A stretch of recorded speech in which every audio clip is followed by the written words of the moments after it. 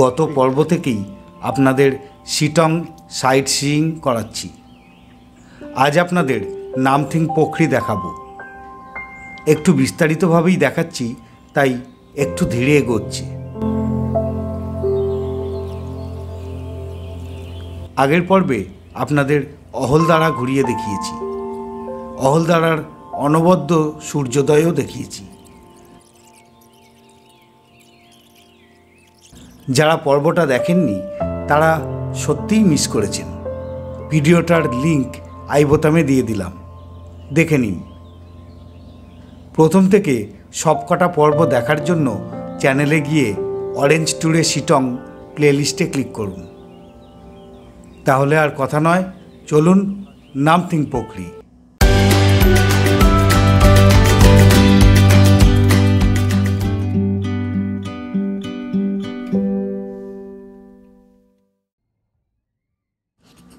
অহলদারায় সূর্যোদয় দেখে আমরা হোমস্টেতে ফিরে স্নান সেরে প্রাতরাশ করে সাইট সিইংয়ে বেরিয়েছি। আপনি বললে হোমস্টে থেকেই গাড়ির ব্যবস্থা করে দেয়। শিটং সাইট সিইংয়ের জন্য কম বেশি ২৫০০ টাকা গাড়ি ভাড়া নেয়। আমাদের এখন প্রথম গন্তব্য নামথিং পোখরি। অহলদারার কাছেই এই জায়গাটা। আপনি ইচ্ছা করলে অহলদারা ও নামথিং পোখরি একসাথেই ঘুরে নিতে পারেন।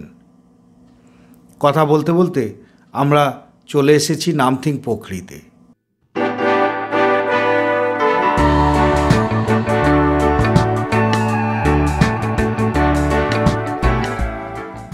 মহানন্দা ওয়াইল্ড লাইফ স্যাংচুয়ারির মধ্যে অবস্থিত নামথিং পোখরি বিখ্যাত হিমালয়ান স্যালামন্ডারের জন্য। এই পোখরিতে শুধুমাত্র বর্ষাকালেই জল থাকে এবং তখনই স্যালামন্ডারের দেখা পাওয়া যায়। বাকি সময় এরা মাটির নিচে থাকে। হিমালয়ান স্যালামন্ডার গিরগিটি জাতীয় উভচর সরীসৃপ। স্যালামন্ডার সম্পর্কে আরও বেশি কিছু জানার ইচ্ছা থাকলে গুগলের সাহায্য নিতে পারেন। বর্ষাকালে আপনি নামথিং পোখরি ছাড়াও চোরপোখরি, মিরিক লেক বেড়াতে গেলে স্যালামন্ডারের খোঁজ পেতে পারেন। আমি এখন দাঁড়িয়ে আছি নামথিং পোখরিতে। নামথিং পোখরি একটা পোখরি মানে হচ্ছে পুকুর। তো এইখানেতে আমার ডান দিকেতে রয়েছে পুকুরটা, চারিদিকেতে পাইন গাছে ঘেরা। তো এই যে জায়গাটা, এই জায়গাটা হচ্ছে হিমালয়ান স্যালামন্ডারের জায়গা, বাসভূমি। এই হিমালয়ান স্যালামন্ডারকে বলা হয় ডাইনোসরের শেষ প্রজাতি।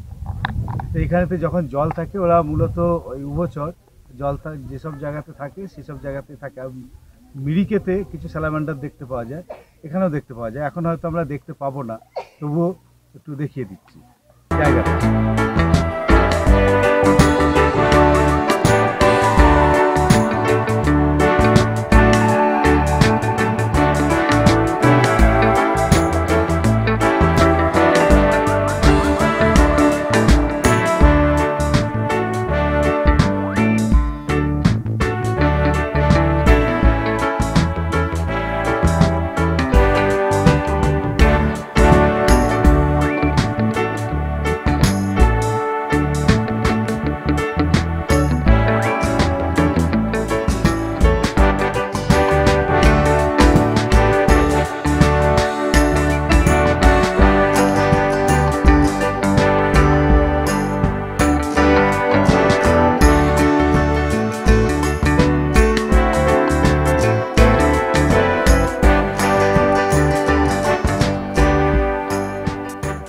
হাঁটতে হাঁটতে যাচ্ছি, সপরিবারে এসেছি।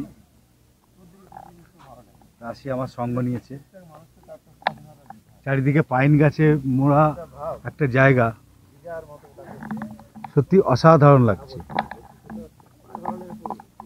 এই ধরনের পরিবেশের সঙ্গে আমরা তো থাকতে পাই না। এই ঘাসের মধ্যে স্যালামান্ডার থাকে, এইরকম ধরনের ঘাসেতে চলার পথে একটু আমাদের খেয়াল রাখতে হবে।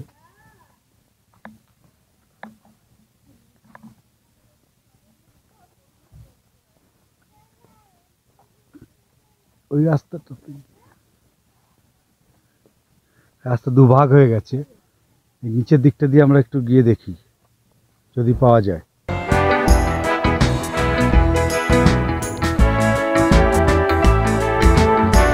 দেখতেও ভালো লাগবে।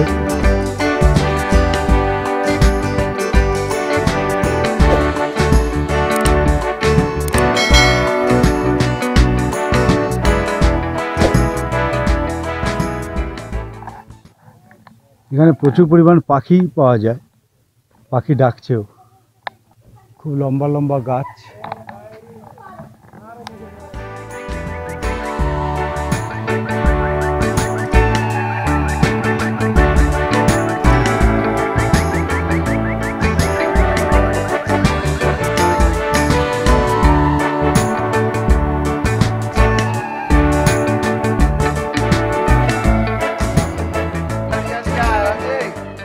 মৃত সঞ্জীবনী গাছ যেটা আমরা বলি,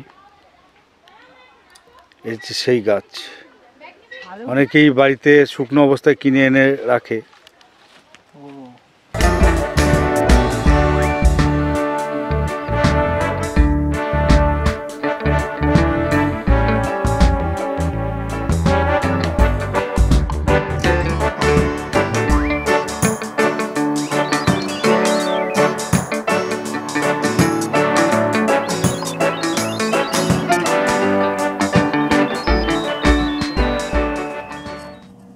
বর্ষাকাল ছাড়া এখানে দেখার তেমন কিছুই নেই, কিন্তু এই পাইন জঙ্গলের মধ্যে ঘুরে বেড়াতে আপনার বেশ ভালো লাগবে। পাইন গাছের ফাঁক দিয়ে রোদের ঝিকমিকানি, রোদের সাথে সূর্যের সাথে লুকোচুরি খেলা, এক অনবদ্য অনুভূতি।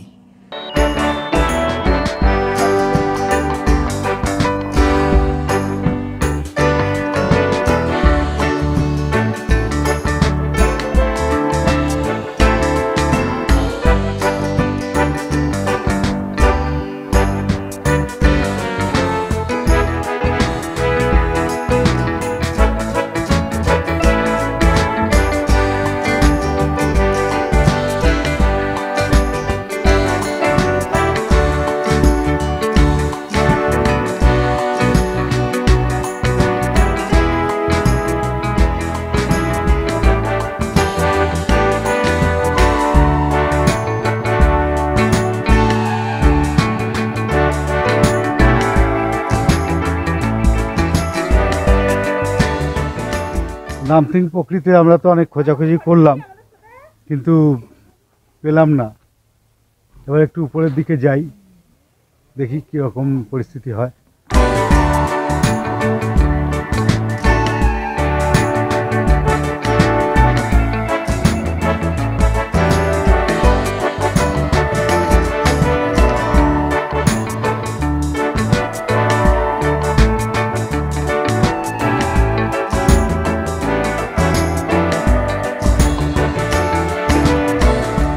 বড় বড় পাইনের গাছ। এখান থেকে রাস্তা দুটো ভাগ হয়ে গেছে, দেখুন একটা উপরের দিকে চলে গেছে, আর একটা রাস্তা এই দিকে চলে গেছে। সিনকোনা গার্ডেন, সব সিনকোনা গাছ। আমার বাঁ দিকে, আমার রাস্তা দুভাগ হয়ে গেছে, আমার বাঁ দিকেতে রয়েছে সিনকোনা গাছের প্ল্যান্টেশন, আর ডান দিকে পুরোটাই হচ্ছে পাইনের গাছ। এবং হিমালয়ান প্রাকৃতিক জঙ্গল, এই জঙ্গলের মধ্যেই থাকে হিমালয়ান স্যালামান্ডার।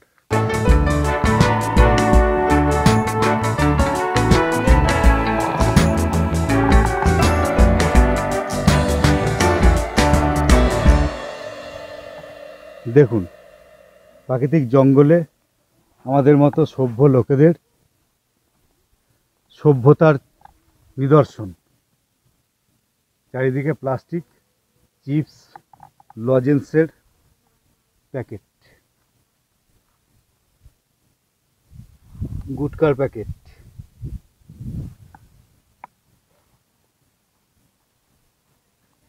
চারিদিকে ছড়িয়ে আছে।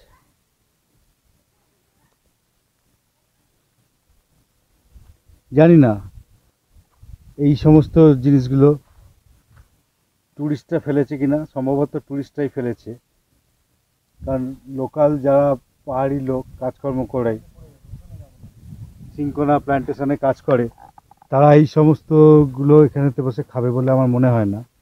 চিপস, চকলেট তারা খাবে বলে আমার মনে হয় না। এগুলো আমি 99% নিশ্চিত এগুলো টুরিস্টরাই করেছে। নামতিং পোখরি থেকে এবার আমরা যাব থামদাড়া বা পাঁচ পোখরি। পরের পর্বে সেই ভিডিও দেখতে পাবেন। আজ দেখুন তার একটু ঝলক। এই ভিডিওটা কেমন লাগলো কমেন্ট করে জানান। ভালো লাগলে অবশ্যই একটা লাইক দেবেন। আর সাবস্ক্রাইব করা না থাকলে ভ্রমণমূলক আরও ভিডিও দেখার জন্য চ্যানেলটা এখনই সাবস্ক্রাইব করে রাখুন। ধন্যবাদ।